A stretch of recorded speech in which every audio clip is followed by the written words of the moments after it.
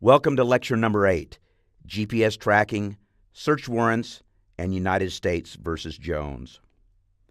On January 23, 2012, the U.S. Supreme Court announced its much-awaited decision in United States v. Jones. The decision was expected to provide clarity and guidance as to the permissible use of GPS surveillance in the context of the Fourth Amendment prohibition against unreasonable searches and seizures. Different lower courts had reached different results on the question of whether the use of a GPS tracking device required a warrant. While it resolved the specific issue before the court, what constitutional tests and standards will be applied in future GPS cases was left uncertain. Here are the facts. Antwan Jones was suspected of dealing drugs from his nightclub in Washington, D.C., and conspiring to distribute drugs from a stash house in Maryland. Police set up cameras, monitored his phone, and installed a GPS tracking device on his car, which broadcast the car's location every 7 seconds. The police obtained a warrant to install the GPS device, but it had expired the day before the device was installed. Police monitored his car for 28 days, which, when combined with cell phone records, showed his trips to the stash house and his coordination with his co-conspirators. The trial court, over defendant's objection, admitted into evidence the GPS data, which, when combined with the cell phone records, painted a clear picture that supported a conclusion that Jones was involved in drug trafficking. Jones was subsequently convicted and sentenced to life imprisonment. The issue on appeal was whether the government violated the Fourth Amendment by tracking Jones's movements 24 hours a day for 4 weeks with a GPS device installed on his vehicle without a valid warrant. The government argued there was no search within the meaning of the Fourth Amendment because a person who is traveling on public streets has no, quote, reasonable expectation of privacy, end of quote, in his movements from one place to another. The government relied on the 1983 Supreme Court decision in U.S. v. Knotts, which applied the Katz reasonable expectation of privacy test and upheld the warrantless monitoring of a car on public streets using a secretly installed radio beeper. The Court of Appeals rejected the government's argument and held that the Knotts decision was not controlling because the surveillance of Jones continued over a period of a month, and that prolonged surveillance will reveal information different from the information revealed by short-term surveillance. The court held that society recognizes as reasonable an expectation of privacy of one's movements over the course of a month, and the use of a GPS device defeated that expectation. The Court of Appeals reversed Jones's conviction. Faced with a broad ruling that long-term surveillance required a warrant, the government appealed, and the Supreme Court agreed to hear the case. The government sought a broad ruling that GPS tracking does not constitute a Fourth Amendment search because it only collects information disclosed to the public. Numerous amici requested a range of rulings, including a request for the court to establish a bright-line rule that law enforcement must always obtain a warrant for any GPS surveillance longer than 24 hours. Another requested a broad ruling requiring a warrant whenever high-tech methods are used.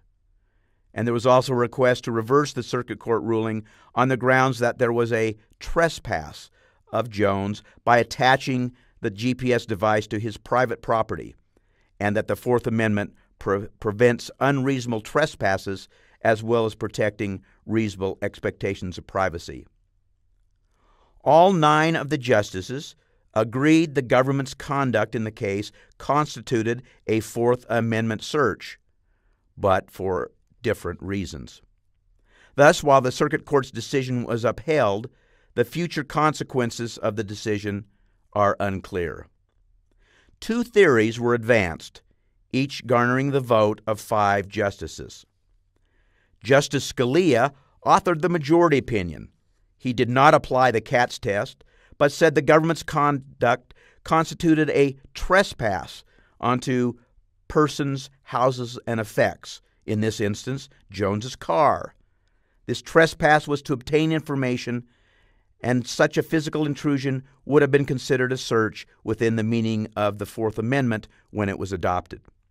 Thus, under the Scalia view and the majority opinion, an installation of a GPS device is a search, but the opinion does not say a warrant is required under all circumstances.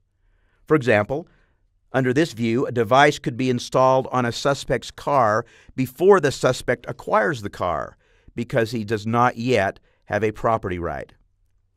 According to the Scalia opinion, the reasonable expectation of privacy test is only applicable when there is no trespass. Justice Alito authored a concurring opinion joined by 4 justices. This opinion said Katz did away with the trespass rule and opined that the Katz test is the only standard. Alito said the definition of when a search occurs and what is a reasonable expectation of privacy is case-specific and oftentimes involves difficult line drawing. Congress can define expectations of privacy, but unfortunately has chosen not to do so. In essence, the Alito view is that when the government, through surveillance over time, learns something really invasive about a person, a search has occurred. Justice Sotomayor, while joining the majority, wrote a separate occurrence only for herself and said the question of when a search occurs should be decided in the context of new technologies and the aggregation of information by the government. Sotomayor said, and I quote, "I would ask whether people reasonably expect that their movements will be recorded and aggregated in a manner that enables the government to ascertain, more or less at will, their political and religious beliefs, sexual habits, and so on." End of quote.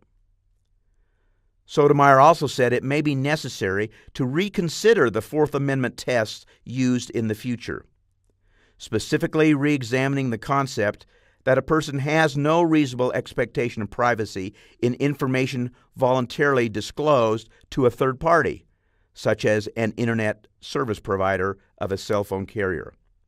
So, where do things now stand? The government certainly did not get what it wanted, freedom to use GPS surveillance of the highways without Fourth Amendment constraints. Privacy advocates did not get what they had hoped for, a broad constitutional ruling which restricted government surveillance. Instead, we ended up with a very narrow ruling, which will require the court to continue to flesh out the interplay between the Fourth Amendment and new technologies. There are many unanswered questions, such as, does a passenger in a car have standing to challenge information gained through a GPS device? Is a search implicated whenever the police employ sophisticated technology to monitor citizens? Will the increased availability to the public of new technologies change the reasonableness assessment? And finally, what is the impact of the Jones case on whether the government needs a search warrant to access cell phone records or emails? In June of 2014, the Supreme Court was again confronted with a Fourth Amendment search issue involving new technology, this time the modern cell phone.